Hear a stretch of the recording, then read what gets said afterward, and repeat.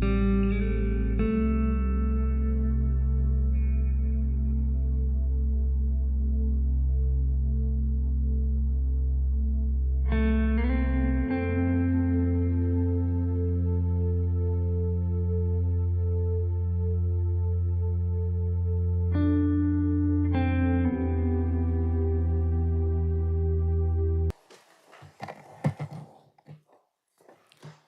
evening, everyone, and welcome to the August 2023 Ordinary Council meeting. We acknowledge and pay our respects to the traditional custodians of this land, the Whadjuk people of the Noongar Nation, and their elders past and present. I would like to advise everyone that the audio of this meeting is being live streamed to YouTube. I request everyone to please turn off your mobile phones. I remind you that any recording of the meeting proceedings and photography within the chamber is prohibited unless prior approval has been granted, and councillors and city officers are reminded to disclose any declarations of financial interests and interests affecting impartiality, and are requested to activate their microphones when addressing the meeting. So, with that, welcome. Item 1 is the declaration of opening, and I declare this meeting open at 1 minute past 6 p.m. Item 2 is a disclaimer.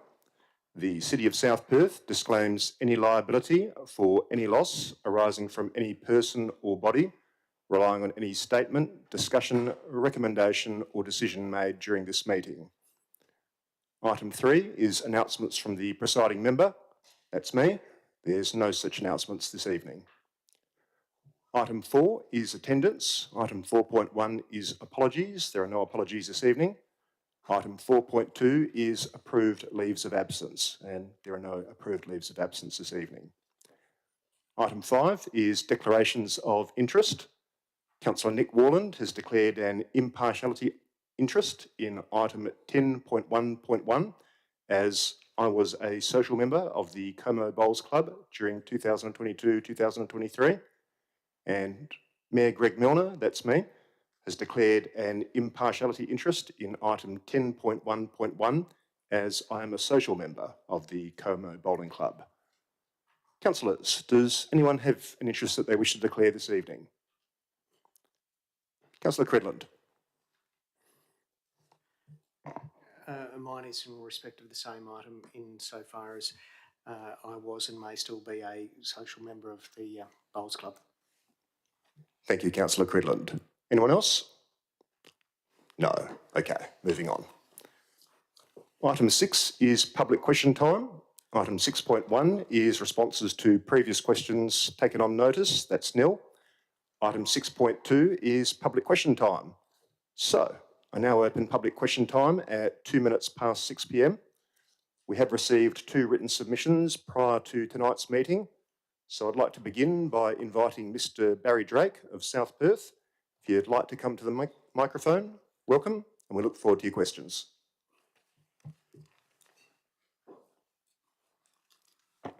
My name's Barry Drake. I live at Unit 3, Number 2, Scenic Crescent, South Perth. Good evening, Mr. Mayor, councillors, officers, members of the gallery, not very many tonight, and everybody listening on YouTube out there, good evening.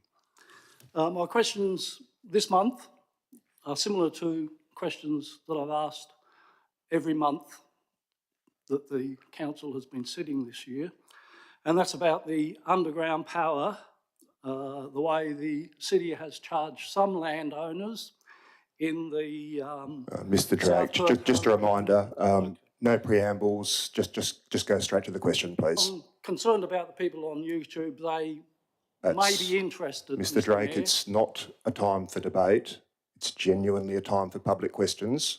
Please ask your first question. Not debating. First question, question number 1. How many granny flats, more correctly known as auxiliary accommodation, are there in the South Perth and Hurlingham underground power project area? Thank you for your question. Mr. Adams. Thank you, Mr. Mayor. Again, Mr. Drake, as you've come and asked questions about underground power relating to your properties, at the last 4 or 5 meetings. I'm not sure what relevance the question that you're asking now has to your situation, as I don't believe any of your properties have granny flats on them. However, if I'm incorrect with that and we failed to charge you for a granny flat, please let me know. The city utilises information obtained from the Valuer General to determine if properties have a dwelling count of 2 or more. To the best of our knowledge, there are 3 properties within that area that are classified as having additional dwelling on the property. This does not include properties that are part of a strata complex or group rated complex with units or flats. So the short answer to the question is 3. Yes. Thank you. Question number 2. The answer the city gave to my question number 2 on the 27th of June 2023 was that a granny flat, auxiliary accommodation, was a dwelling unit. Under what legislation is a dwelling unit defined which the city relies upon when determining the network service charge for the undergrounding of the power transmission lines in the South Perth and Hurlingham project area? Thank you for the question. Mr Adams? So the R codes define what a dwelling is. We've applied those definitions. Thank you, Mr Adams. And your final question, Mr Drake? Question number 3. How much were the owners of those 3 granny flats, auxiliary accommodation, charged for the network service charge of undergrounding the power lines in the South Perth and Hurlingham project area? Thank you. Mr Adams? Those owners would have been charged according to the same charging structure applying to everybody in the South Perth Hurlingham project, as approved by council. And again, if you'd like to check that, that goes back to the council resolution made at the June OCM this year, but also at the previous budget adoption. So it's in line with that. Thank you, Mr Adams, and thank you. Mr Mayor, that just requires a number. Now, was it $3,000? Mr Drake, your questions have been answered. You've asked your 3 questions, and now I'm inviting the next questioner to come to the microphone. So thank you for your questions. I don't believe that's answered the question, Mr Mayor. Drake, You know Mr Drake, do not talk over the top of me. You've asked your questions. You may resume your seat. I'd now like to invite Mr Peter Scott to the microphone. Okay. Welcome, Mr Scott. We look forward to your questions. Thank you, Mr Mayor, and good evening, councillors and officers. I'm here this evening representing the City of South Perth Residents Association. These questions relate to the city's economic development plan. This plan was implemented following a unanimous vote at an ordinary council meeting in September 2021. Since then, an economic development officer has been appointed on a 2-year contract to carry out actions contained in the plan, and we note that a report on the progress of the plan is included in tonight's agenda. What is of concern to COSPRA is the lack of measures of success for the action plan actions contained in the plan. There are several objectives stated in the plan, but there does not seem to be any reporting on degree of success of achieving any of those outcomes. My first question, what measure has been put in place to show how the non-residential rate revenue has increased since the implementation of the EDP? Thank you for your question. Ms Shaw? Thank you, Mr Mayor. So the intent of the Economic Development Plan is to guide how the city will support its existing local businesses and to provide for a series of actions that otherwise create a business-friendly environment to boost local employment and investment. The Economic Development Plan is not actually the mechanism to provide for additional commercial land, which is instead provided for by zoning changes under the local planning scheme, and as such, there is no mechanism included in the plan to report on that measure. Question 2. How will the improved land values prove to be due to the EDP? Thank you. Ms Shaw. Thank you. So the Economic Development Plan does not provide the mechanism to track the land values. Notwithstanding, the city can track indicators influencing property transactions and values such as demand for commercial spaces based on occupancy and vacancy rates, which is a function of the plan. Thank you, Ms Shaw. And yes, please proceed, Mr Scott. Question 3. How will the Economic Development Plan be assessed for cost effectiveness without measures of outcomes being established and tracked? Ms Shaw. Thank you. The Economic Development Plan was created in support of local businesses, and the measures are established in the plan and tracked and reported on. The city's corporate business plan contains key performance indicators related to these actions, which are reported on every 6 months. In this manner, the plan is tracked. As detailed in the report on the matter contained within the agenda, the city reviews the plan to determine whether the actions remain appropriate and effective. Implementation of the plan assists in achieving the city's overall objective of creating a thriving city activated by attractions and opportunities that encourage investment and economic development. Thank you, Ms Shaw, and thank you, Mr Scott, for your questions. Sorry, the question was about cost effectiveness. That didn't seem to be addressed. Thank you, Mr Mayor. So that's not contained within the plan itself. The tracking of the plan is undertaken as part of those key performance indicators that are reported on as part of the corporate business plan reporting. Okay, thank you. Thank you, Ms Shaw, and thank you, Mr Scott. All right, I'm just going to check with governance to see if there's any late questions. No, there's not. Okay. In that case, I now close public question time at 6:11 p.m. Okay. That brings us to item 7, which is confirmation of minutes and notes. Item 7.1 is minutes. Item 7.1.1 is the ordinary council meeting held 25 July 2023. So I'm going to look for a mover and a seconder that the minutes of the ordinary council meeting held 25 July 2023 be taken as a true and correct record. Can I have a mover, please? Councillor Brenda Abrandis, thank you. A seconder? Councillor Manolis, thank you. Does anyone oppose this? That's a no. In that case, I'll declare it carried unanimously. Item 7.2 is notes of briefing. I now call for someone to move that council notes that no concept briefings or workshops were held during the reporting period and that the council agenda briefing was held 15 August 2023. Could I have a mover, please? Councillor Brenda Abrandis, thank you. A seconder? Councillor Manolis, thank you. Does anyone oppose this? No. Then I declare it carried. All right. Moving on to item 8, which is presentations. Item 8.1 is petitions. That's nil this evening. Item 8.2 is gifts or awards presented to council. That's nil. And item 8.3 is deputations, and a deputation was heard at the council agenda briefing held 15 August 2023. That brings us to item 9, which is method of dealing with agenda business.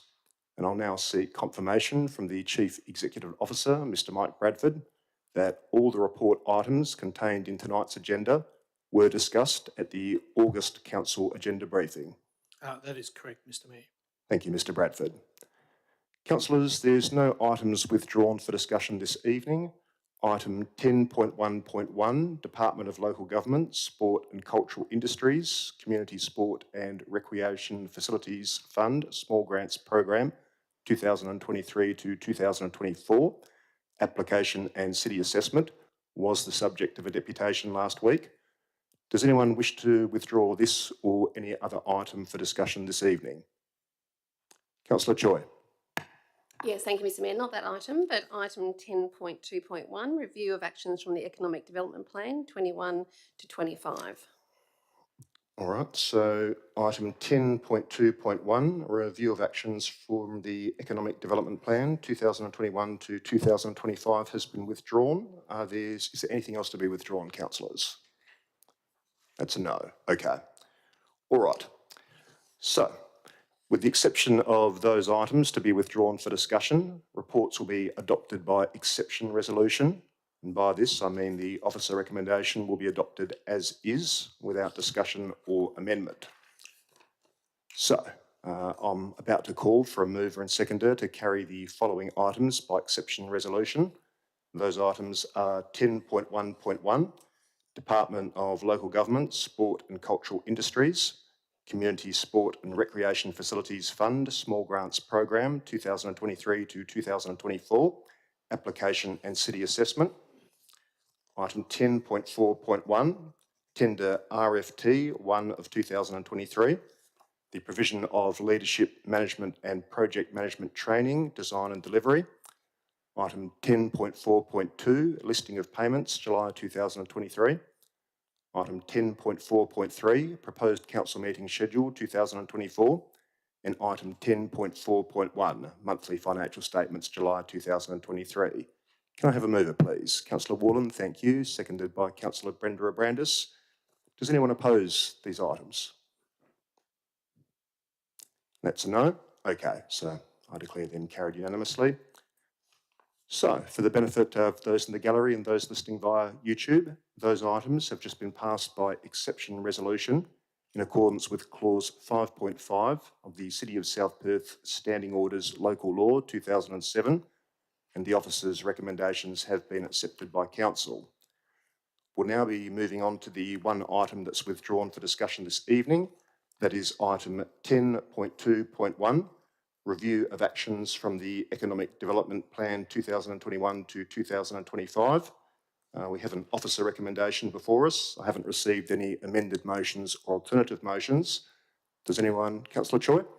Yes, thank you, Mr Mayor. I've got a procedural motion, please, on that item. Okay, what's the procedural motion, Councillor Choi?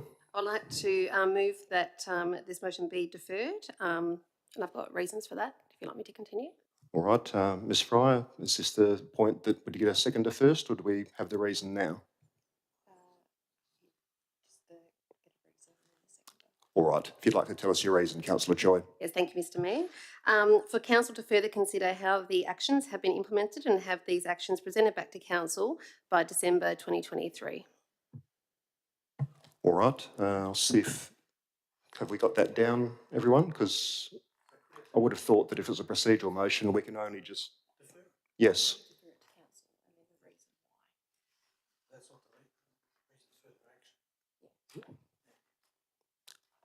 I think the reason can only be why you're deferring it from this meeting, Councillor Choi. Is that correct, Ms Fryer? Yes. Okay. Okay, thank you for that clarification, Mr Mayor and Ms Fry. Yes, I've just spoken to Director Shaw about this just prior to the meeting, and there may be some inconsistencies between the officer's report and the plan and the update. So that's the reason I would like to defer, please. Is that acceptable, Ms Fryer? Sorry? Is that acceptable as the reason given? All right, great. Okay, let's see if we've got a seconder. Does anyone wish to second the motion to defer? Councillor Navard, and might just defer a moment just to make sure that we are in accordance with the standing orders. Stand by.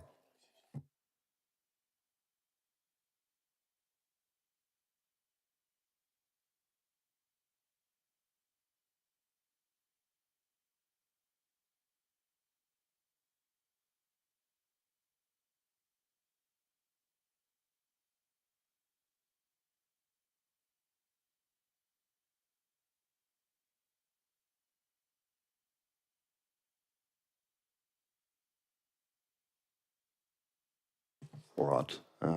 Councillor Choi just had some conference with the governance team there. What you're proposing, if I understand it correctly, is not strictly a procedural motion for the purposes of clause 11.1 of the standing orders. It's in fact a motion to defer, which can only be a motion of deferral to the next council meeting. Is that acceptable to you? Or another meeting? You could specify which meeting you wanted it deferred to. Yes, that is. Thank you for that clarification, Mr Mayor and the administration. Yes, to the next available meeting by December 2024. 2023, can I say that? Yeah, Next just to available give meeting. the officer time to review. the documents again, that's all. All right. Is that acceptable to you as seconder, Councillor Navard? Yes, it is. Is it possible to ask a question at any point here? I don't think so. I think that once a motion like this has been proposed, it can be moved and seconded, but it isn't subject to debate. Am I right about that, Ms Fry? Yes, okay. Well, the motion has been proposed, it's been seconded, and I believe, Councillor Russell, you've got your light on? So exactly which procedural motion are we in? It's not a procedural motion, Councillor Russell, it's a motion to defer. It's a motion to defer under which standing order? All right. So, a motion to defer has been put by Councillor Choi. It's been seconded by Councillor Navard. There is no debate, as I understand it, on motions of this nature. Oh, we can debate this one. All right. Only on whether to defer it. Well, Councillor Choi, I guess the floor is yours. Thank you, Mr Mayor.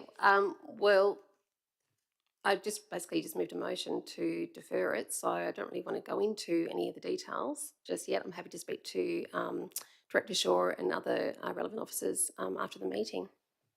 Well, I think you're supposed to be telling Council why it is you want it deferred, as opposed to... Yes, I thought I just had, thank you, Mr Mayor. I believe there may be some inconsistencies between the report and the report in the agenda, the attachment, the officer's report in the attachments, and also in the plan. Did you want to be more specific? Yes, I would like to seek advice from Director Shaw at this point in time, if I may. I'll allow it. Thank you, Mr Mayor, and thank you, Councillor Choi. So the difference is within attachment A, that's the implementation plan dated from December 2022. And in that document contains the number of actions that are contained within the economic development plan as reported on in the actual report. However, there are more actions, sub-actions if you like, as to how those individual actions have actually been implemented. So the information contained within the attachment itself and the body of the report is consistent. However, the City has no objection to the item being deferred if Councillor Choi would like further information on how those actions have been implemented. So to give you an example, there are 6 short-term actions contained within the economic development plan, the first short-term action contained within the economic development plan has 6 ways in which that action is being implemented, and that's what's reported on in the attachment. So the numbers are aligned, however, the City has no objection to providing further information if required as to how they've been implemented. Thank you, Ms Shaw. Is that everything you wanted to say, Councillor Choi? Yes, thank you, Director Shaw. That was a very eloquent way of saying really what I wanted to say. Looking at page 12 of the agenda, we're looking at, and also page 13 where it's got the table, the short-term actions, it's listing 6. I've counted 17 in the plan and in the report. So, and 50% of those have not been completed. So that's one of my concerns there.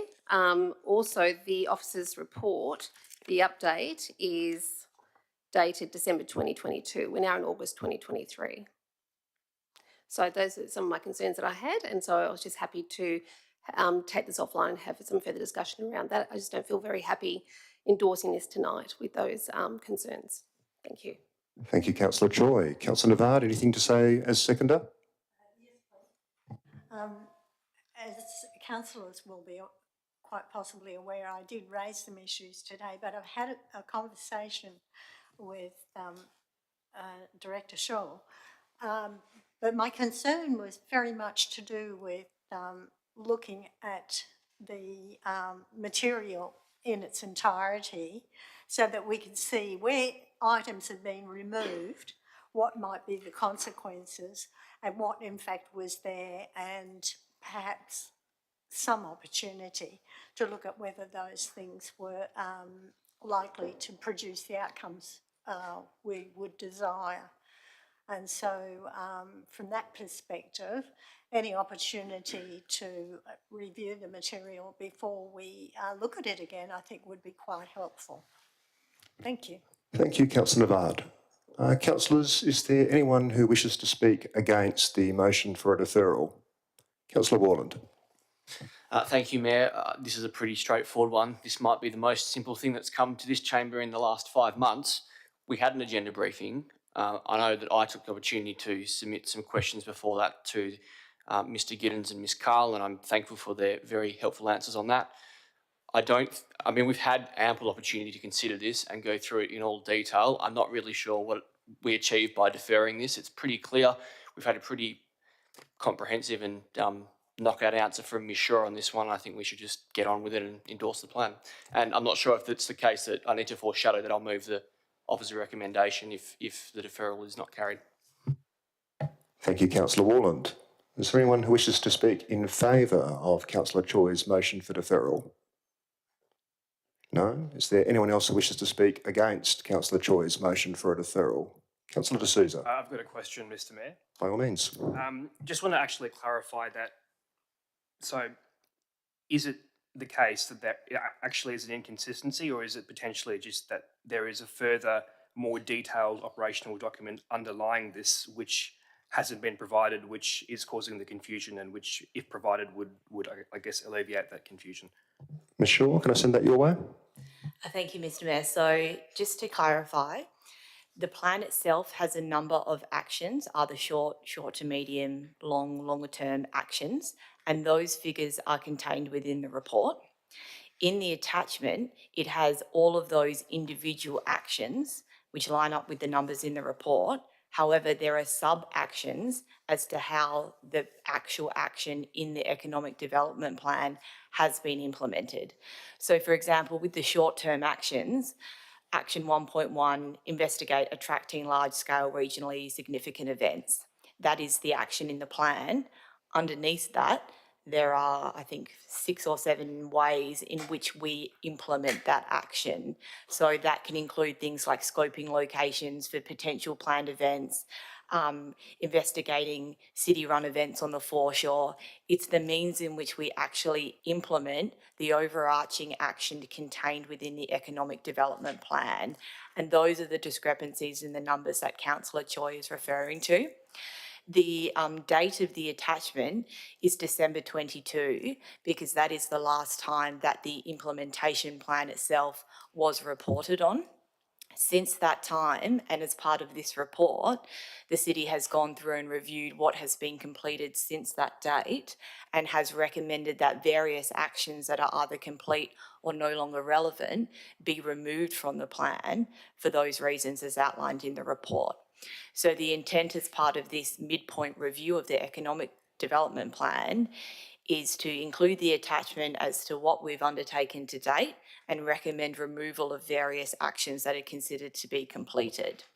The intention moving forward, should Council adopt the officer recommendation, is to further undertake a workshop or similar with Council probably midway through next year to consider the future of economic development in the city in terms of whether the actions that are remaining in the plan are appropriate, whether there are new actions that should be considered, or whether the city should be operating in this space in future. And those are all up for further discussions with Council ahead of the end of the lifespan of this plan in 2025. Thank you, Ms. Shaw. I might ask a further question myself. I understand that you've received Councillor Navard's email from earlier today, and you've obviously had an opportunity to confer with Councillor Choi about her concerns.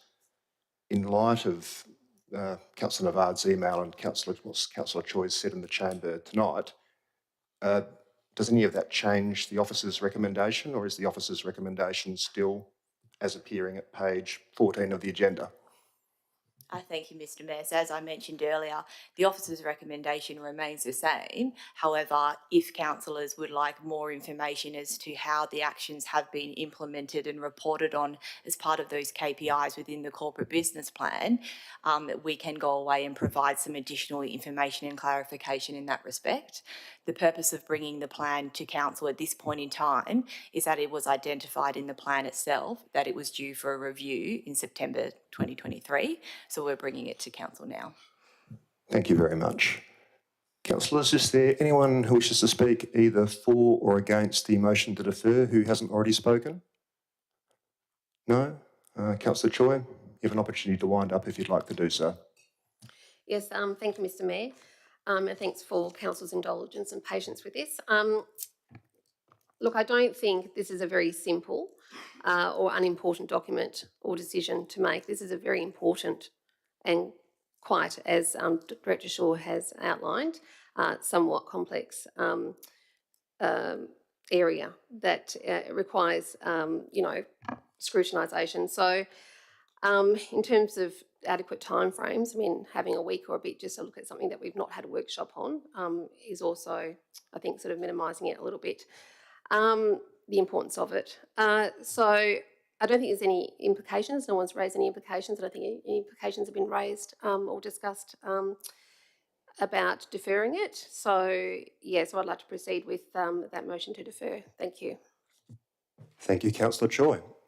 All right, councillors, I'm going to put Councillor Choi's motion to defer the item to the vote. Please cast your votes.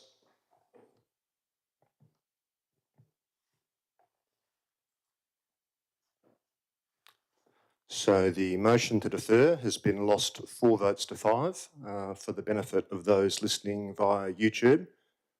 I'll just wait. Here we go. So those in favour of the motion to defer were Councillor Choi, Councillor Manolis, Councillor Navard and Councillor Brenda Abrandis. Those opposed to the motion to defer were myself, Mayor Greg Milner, Councillor D'Souza, Councillor Warland, Councillor Cridland and Councillor Russell. Okay. So we now return to the item before us. We have an officer recommendation before us. Does anyone wish to move the officer recommendation? Councillor Warland, thank you. Anyone to second? I'll second it. So, Councillor Warland, the floor is yours. Thanks, Mayor. There's nothing to really add. No, I haven't got anything further to say. Does anyone wish to speak against the officer recommendation? No? In that case, I'll declare it carried unanimously. All right, moving on. We now move on to item 11, which is applications for a leave of absence. Does anyone have a leave of absence application they would like to submit? That's a no, okay. Moving on to item 12, which is motions of which previous notice has been given. That's nil for this evening. Moving on to item 13, which is questions from members. Item 13.1 is responses to previous questions from members taken on notice. That's nil. And item 13.2 is questions from members. Are there any questions from members this evening? Councillor Warland. Thank you, Mayor. Can the city provide an update on efforts to retain the $5.5 million of Commonwealth funding previously earmarked for the recreation and aquatic facility, and what type of projects the city is potentially going to spend that money on if we are successful in retaining it? Ms Amprimo, can I send that one your way? Thank you for the question. The city is in discussions with the Commonwealth and has identified possible projects that are consistent with the criteria under which the grant was originally provided. These projects range from new change rooms at various sporting grounds to provision of indoor courts facilities within the city. It's too early to know what, if any, project the Commonwealth might consider approval for. Thank you, Ms Amprimo. Any further questions, councillors? Councillor Russell. Yes, thank you. Could the city advise if it has a current conditional status of its laneways in terms of their effectiveness for the carriage of vehicles to allow for vehicle access via the laneways rather than on primary streets? And conditional status meaning meeting standards to carry vehicles, possible contaminants, any vehicle restrictions, width of laneways to allow two-way flow, pedestrian access and so on. Ms Shaw. Thank you, Mr Mayor. So yes, in 2022, the city had a condition report prepared for all city managed rights of way to determine future asset management requirements. More broadly, the city recognises the importance of ensuring rights of way are maintained to an appropriate standard to provide for alternative access as future infill development occurs. Such access ensures the verge area on the street can remain free of additional or widened crossovers, providing space for trees. Further, as a result of previous council discussion on a development application, the city will be requiring all visitor car parking bays associated with development applications to be provided for on-site as opposed to within the verge to again ensure space is available for future street tree planting. It's important to note that whilst the city has had a condition report for city-managed rights-of-ways, a further body of work is required as to the condition of privately owned laneways and those that may be held in deceased estates, which the city intends to prepare following adoption of the new local planning scheme. Understanding the tenure and the condition of the rights-of-ways can then be used to provide strategic guidance for developers preparing applications, including the suitable locations for vehicle crossovers. Thank you, Ms Shaw. Any further questions, councillors? Councillor Borland. Thank you, Mayor. Is the city aware of any ongoing works along the Kwinana Freeway shared path between Canning Bridge and the Narrows, or whether there's any official detours in place along Melville Parade, because there's some signage there and it appears that some of the footbridges are blocked off? Ms Amprimo, should I be sending that one your way? Thank you for the question. The city is not aware of any current ongoing works along the Kwinana Freeway shared path that requires a detour along Melville Parade. Main roads do carry out minor maintenance of their assets, which requires short-term detours to allow work to be completed safely. These detours may take place for several hours. Any longer-term detours are communicated to the city, and we're not aware of any current or planned detours. So if you are aware of any and you want to send us through any information, please do so. Thank you, Ms Amprimo. Any further questions for the administration this evening, councillors? No. Okay. Moving on to item 14, which is new business of an urgent nature, introduced by decision of the meeting. That's nil. Item 15 is meeting closed to the public, but we don't have any reason to close the meeting to the public. So that means everyone gets to stick around for item 16, which is closure. So before I close the meeting, I'd like to thank everyone for their attendance and participation this evening. I declare the meeting closed at 6:36 p.m. Thank you all and good night.